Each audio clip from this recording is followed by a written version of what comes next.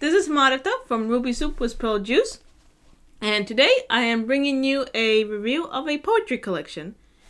This collection's name is I Am a Season That Does Not Exist in the World. It is written by a South Korean poet called Kim Kyung Ju. I apologize if I said that wrong.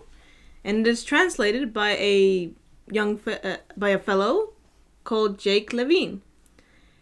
And before I go into the review portion of this poetry collection, if you bear with me, I want to tell a little story.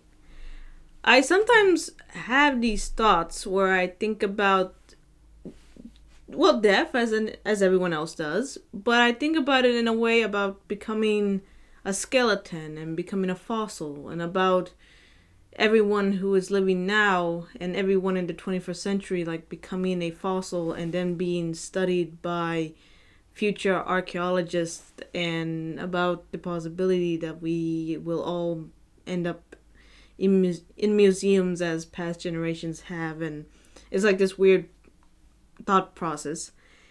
And I was having this thought process one day when I was in the library, and I was looking at the poetry section, and I saw this, and as you can tell, it has a very provocative, kind of like very eye-catching cover. So I picked this up, and I look at the back cover, and I read this. If we warmly embrace and suddenly die, thousands of years will pass and will be fossilized.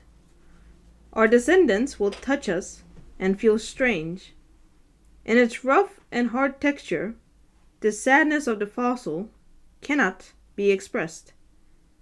This is my wrath.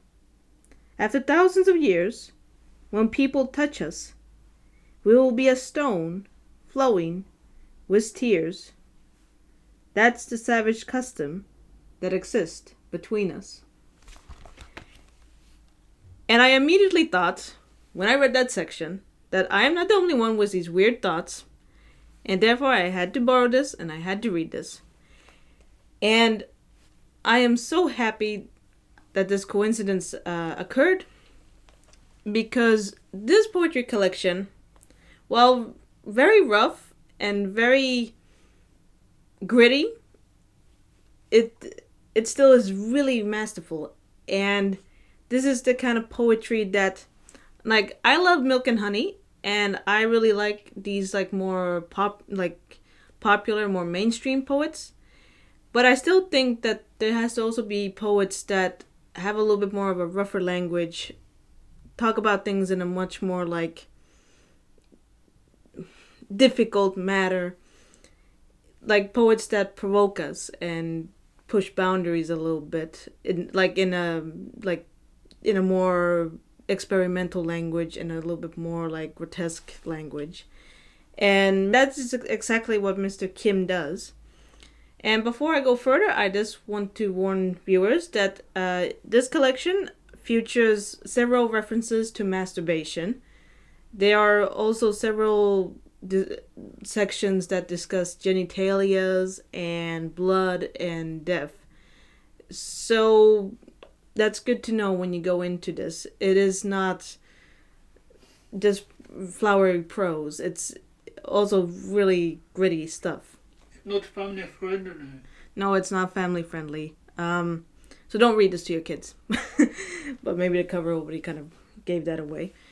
But if you can handle all of that, these poems are really rewarding. They talk about death in a very like brutal, very pessimistic manner. And these poems aren't afraid to actually go into that real existential despair about the fact that we will all die, and it does seem fairly meaningless. And these are like aspects of the human psyche that I think like everybody struggles with and everybody thinks. And it's kind of an aspect that, because it is a little bit darker, it's a darker part of our psyche. Most prose and literature out there does not tackle this, but this collection does. And it is so amazing just about how Mr. Kim goes into these just the darkest corners of our minds and talks about the fact that, like, what does it mean that we're here, and why is it that why is life so short, why does time go so quickly. But at the same time, he has a really good sense of humor. There's a lot of poems that are really funny, like it's almost like gallows humor. And if you love gallows humor, this will really satisfy you in that way, because it's really gritty, but it's also really funny. And another thing that this collection does is that I often it is like when you have like prose or poetry that talks about universal existential questions, it is very often like from a male able-bodied point of view, and that is not what happens in this poetry collection at all. The poems describe people who are born without arms. These poems also, there's one poem that features a girl that turns into a boy, and it's like not a big deal at all. It's just something that happens, and the bigger question is the pursuit of music. And there's also a lot of references to both Christianity and Buddhism.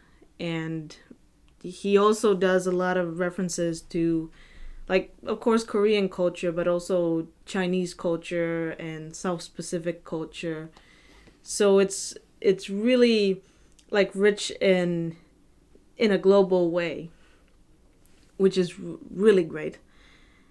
And he also, like, there's just poems like, if it's okay, I'll just read another poem to hear, like, that just to kind of show like how he pinpoints the randomness of life and how things work in such weird ways.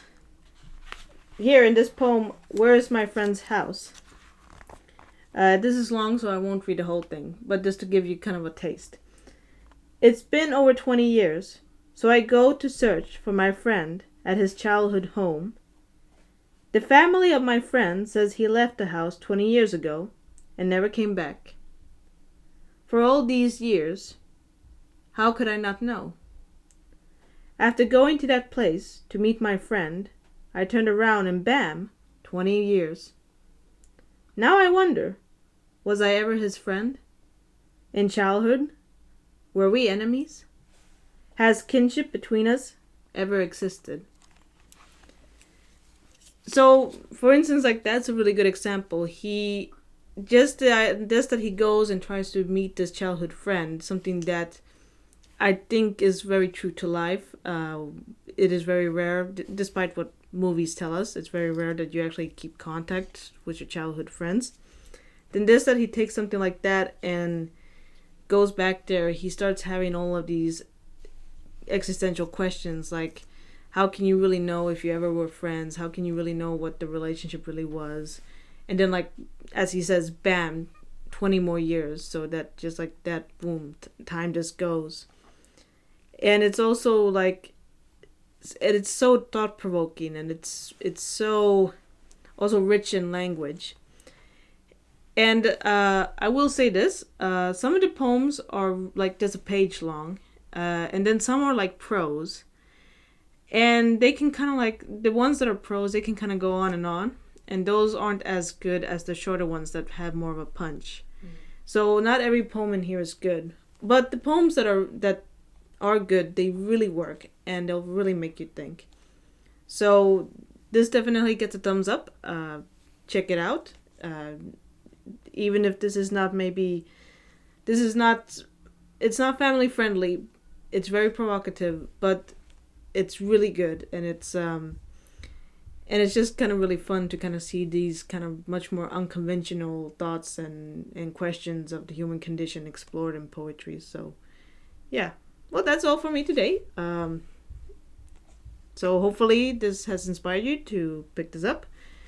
Yeah, and well, so just as a final goodbye, has anyone else read this poetry collection? Has anyone actually been able to read it in the original Korean language? Actually, that would be really interesting if anyone has actually read it in Korean. Go ahead and comment below. I would really like to know like what it was like in its original language. Also